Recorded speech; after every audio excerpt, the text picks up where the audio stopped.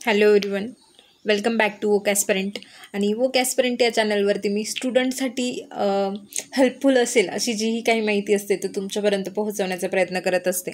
मग जे senior student असतील त्यांच्यासाठी जे गव्हर्मेंट जॉबशी रिलेटेड काही अपडेट असेल तर त्याबद्दल माहिती देत असते. त्यानंतर जे नवीन स्टडी करणारे स्टुडंट आहे किंवा जे आहे आपले आधीचे पण स्टुडंट त्यांच्यासाठी ज्या वेगवेगळ्या TRTI झालं, बार्टी झालं, सारथी, महाज्योती यांच्या ज्या वेगवेगळ्या स्कीम असतील त्यांची देखील माहिती तुमच्यापर्यंत पोहोचवण्याचा प्रयत्न करत असते.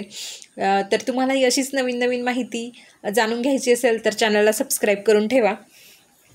तर 2 महिन्यांपूर्वी आपण नवी मुंबई महानगरपालिकेचा जो आहे तो फॉर्म भरला होता. यामध्ये अशा खूप कमी जागा होत्या ज्यामध्ये खूप साऱ्या स्टुडंटला जे ते फॉर्म भरता येत होते. मग यामध्ये अशा हायलाईट होणाऱ्या 2-4 पोस्ट होत्या.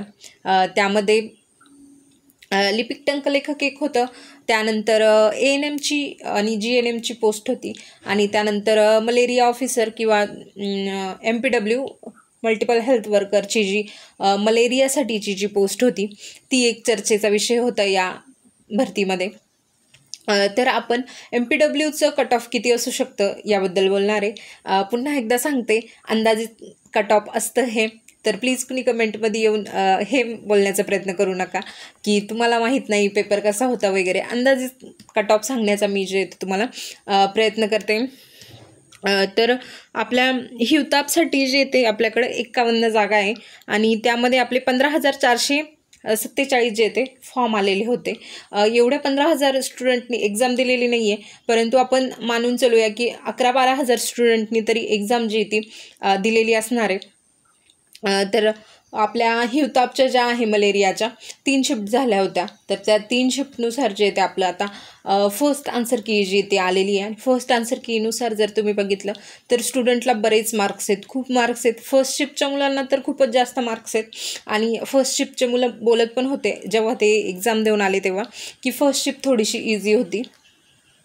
सेकंड शिफ्ट पण मॉडरेट लेवलची होती, परंतु थर्ड शिफ्ट जी होती आय थिंक 19 तारखेची ती थोडीशी टफ लेवलची होती.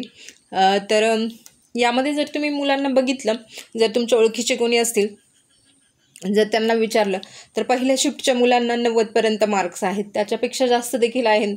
म्हणजे 92, 93, 94पर्यंत देखील मुलांचे फर्स्ट शिफ्टला जे ते मार्क्स गेलेले आहेत. त्यांचं जे टेक्निकलचा पोर्शन आहे तो त्यांचा थोडासा इझी आलेला होता. बाकी नॉन टेक्निकल तर सगळ्याच शिफ्टचं इझी होतं. फर्स्ट शिफ्ट, सेकंड शिफ्ट किंवा थर्ड शिफ्ट असेल, सगळ्याच शिफ्टचं नॉन टेक्निकल जे ते इझी होतं. परंतु पहिल्या शिफ्टचं टेक्निकलचे क्वेश्चनच त्यांना ऑलमोस्ट विचारले गेले नाही आहे. सेकंड शिफ्टला थोडंसं विचारलं होतं, टेक्निकलचे चांगले क्वेश्चन विचारले गेलेले होते. परंतु थर्ड शिफ्टला जे ते टेक्निकलचे जवळजवळ 8 ते 9 क्वेश्चन जे ते टफ कॅटेगरीतले विचारले गेले होते. आणि तर त्यानुसार आपलं फर्स्ट आन्सर की जी ती आलेली आहे, त्यानंतर आपली सेकंड आन्सर की येईल, त्यानंतर नॉर्मलायझेशन होईल आणि त्यानंतर जे ते आपला रिझल्ट जो आहे तो फायनल येईल. तर आता मला असं वाटते की नॉर्मलायझेशन नंतर किती कट ऑफ लागेल तो मी तुमच्यासोबत शेअर करते. हे रॉ स्कोअर नाही आहे, नॉर्मलायझेशन नंतर हा लागू शकतो असं मला वाटतं आहे. तर तो स्कोअर मी तुमच्यासोबत शेअर करते. तर कॅटेगरी वाईज कट ऑफ जो आहे तो हा नॉर्मलायझेशन नंतरचा कट ऑफ आहे. आणि मला असं वाटतंय माझ्या मते जी सेकंड शिफ्ट आणि थर्ड शिफ्ट त्यातल्या त्यात थर्ड शिफ्टला जास्त चान्सेस आहे. आणि सेकंड शिफ्ट या मुलांचे जे ॲव्हरेज आहे, म्हणजे त्या मुलांना ऑलरेडी मार्क्स म्हणजे टॉपरच त्यांचे आय थिंक 85पर्यंत गेलेले आहेत, 85 क्वेश्चन्सपर्यंत. तर त्यांच्यात 90 क्रॉस करणारं आणखी तरी म्हणजे कुणी दिसलं नाही आहे.